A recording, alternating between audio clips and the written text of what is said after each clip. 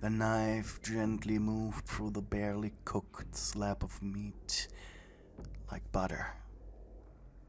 In a single strain, no sinew, savory taste, and bloody. Meat of utmost quality. The demon slowly raised it to his mouth, his teeth dripping with salvia of anticipation. Slowly he slid the meat off using his tongue. It wrapped around it. He closed his eyes, savoring the taste, before beginning to chew. Next to him stood a very anxious hell-born imp, holding their food tablet before their chest like a shield. They waited patiently for the demon to swallow their bite, before quietly asking, "My lord, I hope the meat is to your liking?"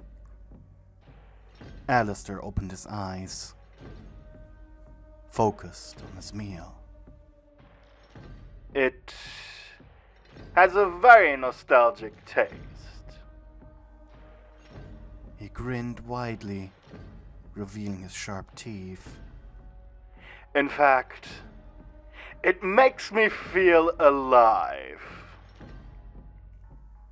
The imp gulped happily, but then the radio demon snapped his fingers. The imp nodded frantically, grabbing a bottle of wine from a cart, filling the radio demon's glass without wasting a single drop. Meanwhile, from the kitchen, the chef was frantically going over the list of his delivery contracts. Alastor had a very fine palate. He desired only the finest of tastes. The closer it was to what he lost after his death, the better, but he was prone to bursts of anger when the food wasn't to his liking. It was therefore customary in any cafe that catered to the tastes of what Alastor wanted to call the demons contracted for the meat delivery of the specific slab he was consuming, so that any ire could be directed at the source, to prevent the business from being destroyed. But as the little waiter rushed into the kitchen, all they said was, "He liked it." That still meant that the chef had to call the contractor, but the message would be more positive. "Oh, and he's asking to meet the producer." Now it was negative again. Damn it. When you got the call, you were in the middle of sewing skin. The demoness on your operating table groaned in pain, but her mouth had been sealed shut. Her screams had made your work sloppy at the start, though you still had high hopes for this one. Covered from head to toe in viscera, you made your way over to the ringing phone. Annoyed, you barked, "What?" On the other end was one of your minions, and as they spoke, your face turned white at the words you heard. "Radio demon," you muttered. "Green alarm, now," you shouted into the phone. You had multiple alarms set up. Red for when a gang got a little too bold and dared to attack your operation. Yellow for if one of your babies escaped. Black alarm for when there were precisely 24 hours before the next annual purge. White for any accidents, such as fire. And green. The green alarm was only used when someone you didn't want to upset was about to enter your turf. Your name was Delila. You were a sinner demon, sent to hell for your crimes. And you were the owner of a business that was considered morally wrong even for hell itself. You had way too many deals going on with way too many deal makers to make everything possible. And it was all thanks to your diligent work that everything was running smoothly. Though someone as powerful as the radio demon Alastor, well, that suddenly made every contract you had seem null and void. No one would dare to stand against him. After ordering a lesser demon to take care of your little experiment, you rushed to your office/bedroom. Yes, someone as busy as you couldn't afford to sleep somewhere other than their job. You slept on a mattress hidden behind your desk. Quickly you jumped under your shower to wash the blood and gore off, before putting on a suit. The radio demon was known for his lack of sex drive, so you chose a more modest outfit.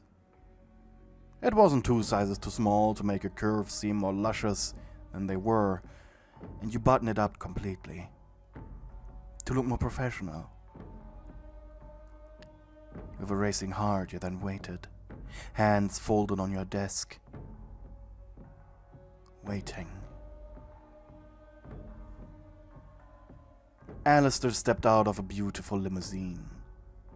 He didn't feel like teleporting. Someone who delivered such fine meat deserved some preparation. Yes, he wasn't here to punish you for a terrible job, no. He wanted to personally see your operation, to see how you managed to create meat that tasted so human. With mild disgust, he stared at the nightclub he had been told to visit. It was the middle of the day and it was closed, yet still such a shabby establishment was beneath him. He stepped towards the bouncer demon who was reading a dirty magazine. Oh, Angel Dust, someday, muttered the greasy demon as he read. Alastor cleared his throat, making the bouncer look up from his mag. Immediately he squealed like a pig. Sire, He threw himself on the ground. I apologize. Open the door, please. He spoke slowly like he was speaking to a toddler. Yes, sir. Immediately Bouncer opened the door with a key, letting the radio demon inside. As shabby as the club looked from the outside, it was a little better on the inside. Its floors were shiny and not sticky.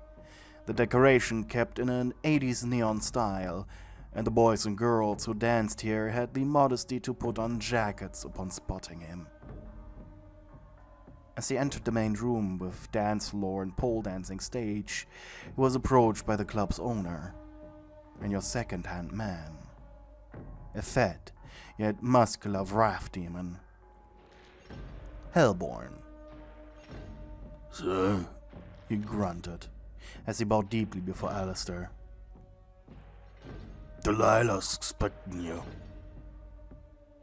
Upon hearing that, a few of the dancers gulped loud enough for the radio demon to hear. A few started whispering, one even fainted. Without saying a word, Alastor followed the demon downstairs, past the changing rooms, through 2 metal doors with the text "Staff Only" and "Seriously, Staff Only" written on them. Alastor then found himself on a metal catwalk. A blood-covered yet sterile-smelling butchering floor beneath him.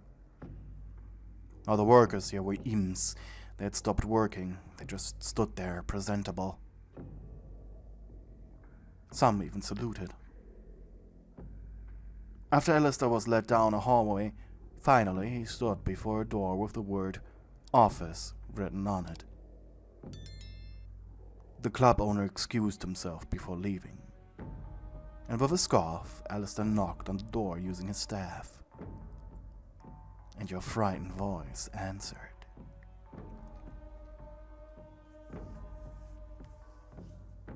Alastor was tall, taller than you. His eyes glowed in an intimidating red.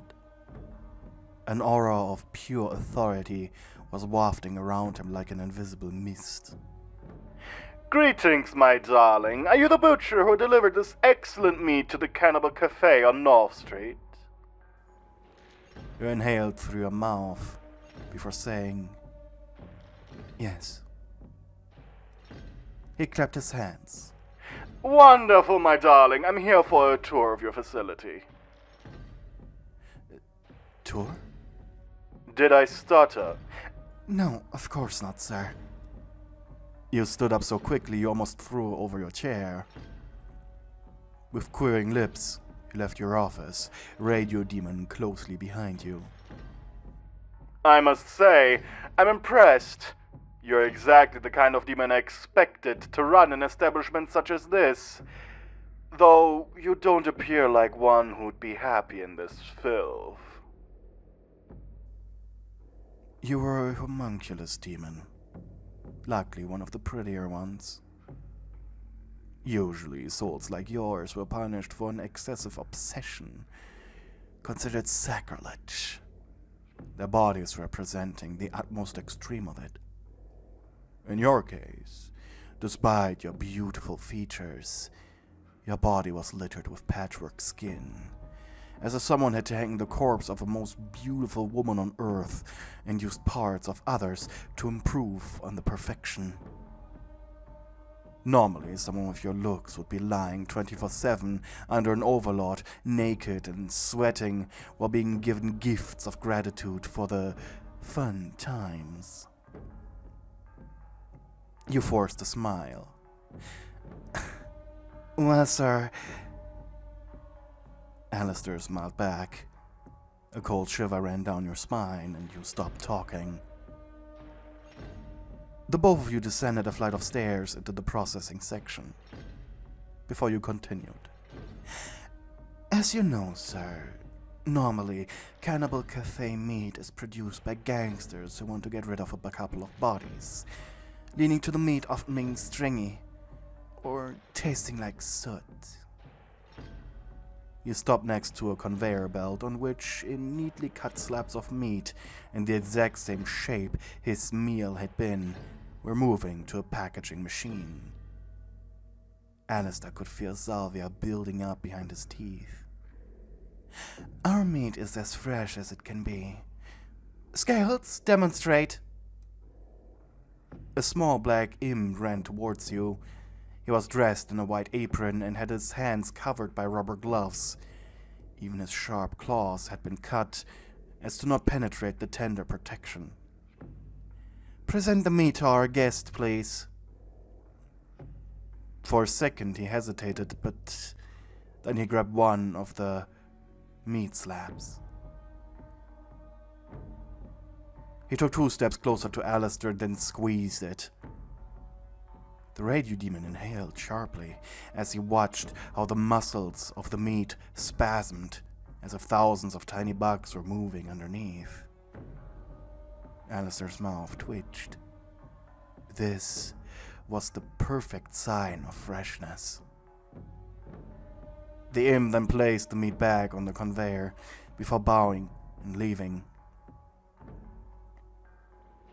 Alastor made a slurping noise as he gulped down his spittle. I see your freshness, darling, but I'm more interested in how you get meat of this quality. Depends on how much time you're willing to invest, sir. I'm a man who has many things to do. This is an unscheduled visit, so please, don't waste my time. You exhaled. You closed your eyes for a second and a half, too long, as you breathed to calm your nerves. In that case, sir, we shall descend. Calmly, the radio demon nodded. Skipping the stairs, you entered an elevator to the lowest floor of the facility. Alastor was mildly disappointed that there was no elevator music. And when the doors opened, the radio demon's mouth dropped for less than a second in utter surprise, yet quickly it returned to his regular grin. He was disgusted and yet aroused. Countless female demons were tied up to heavy machinery, their mouths covered by feeding tubes that had seemingly fused with their flesh, but the physique was what was most fascinating and corrupted about them. Their bellies were inflated, so much they almost burst, to the point that their veins were visible and pulsating, stretched further than they should technically be possible to. Stitches, yes, they had more skin than they should have. They were lying on their backs in small cubicles, neatly separated by walkways on which imps with cattle prods were patrolling. They bowed before you and Alastor as you walked past them. I have never seen these kinds of demons, he said, surprised as well as impressed. They seem as they have been created just for whatever you're doing here with them, my dear.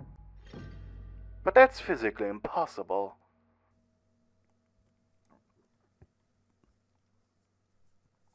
Proudly you smiled as you continued your tour.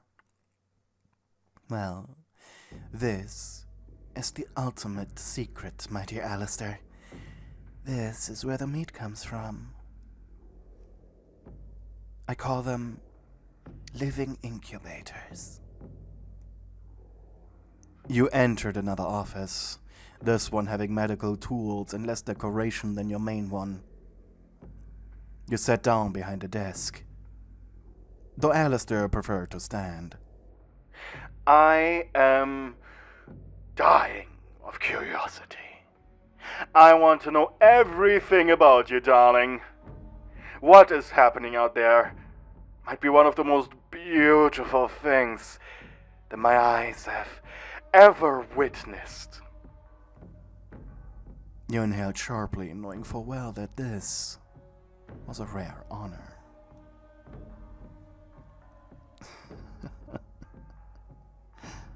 You smiled. My name is Delila. I'm the owner of the biggest meat production facility in the 9 Circles. I primarily produce demon meat, specifically to cater to any palate, though my primary customers are cannibals. So I try to make the meat taste as close to the real thing as possible. Are you a cannibal too, my dear? You shook your head, and Alastor raised a brow in surprise. How could that be? I have never tasted human meat, you admitted. But I was always fascinated by it. The human body, I mean, it's beautiful, yet grotesque. The thought of organs, for instance. You muttered, and intentionally your right hand rubbed over your stomach. Just thinking about it. Pulsating, wiggling, doing the things they're meant to do. Warm, beautiful organs, resistant yet so fragile. Delicate, yet so revolting.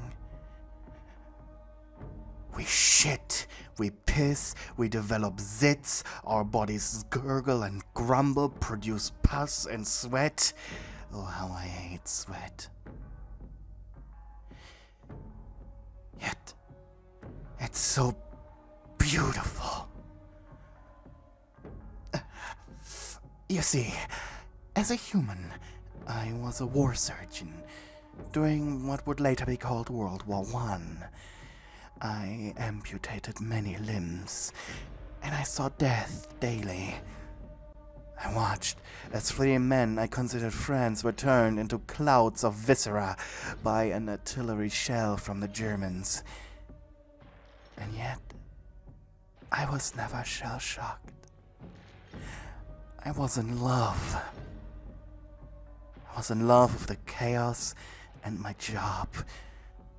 Every day, cutting through bodies, trying to save lives, I became addicted to the art. But there was always this curiosity. I wanted to bend flesh to my will. Human biology becoming my obsession. You exhaled. Your heart was pounding. You're feeling excited as memories of your life as a human flooded back. And with a finger you traced one of the many seams of your skin. There's no greater feeling than being covered in guts, knowing that what is sticking to your hands is the essence of a person. What they really are. In all their glory and pus-covered shame. As Alastor listened to your speech, he himself leaned forward on his microphone cane. He was listening to every word you spoke, like you were preaching to him. And yes, your words resonated with the radio demon. Of course, my obsession didn't end when I eventually succumbed to the allure of mustard gas. Awakening here in this body of mine was as fascinating as it was terrifying. You held up your right hand. This body is so easily customized. It's heaven. You flicked your wrist and out of your fingers shot a scalpel, like the claw of a cat. And I couldn't wait to cut open as many demons as I could. I want to learn how they tick. I want to see what their insides look like. You blinked and smiled wider than the radio demon. But enough about me. You're more interested in our product, aren't you? Well, it's a simple technique. I sew more skin to a sinner demoness, if she wants to or not. Then I modify their wombs using chemicals developed by a few demons I have contracts with. You see, we sinners, we can't have children, minus a few exceptions. In hell, we are neutered. And hellborn demons, they don't taste right. They taste like sulfur and mud. But hellborns can have children. So what we do here is we take newborn imps from a hellborn demon and shove them into one of my living incubators. Thanks to the mutated insides, the child gets absorbed. It gets unbirthed. And a new one grows. And when that one is fully grown, it gets turned into our product. By fully grown, of course, I mean to an adult size. That's why we need so much skin. A broad smile appeared on your lips.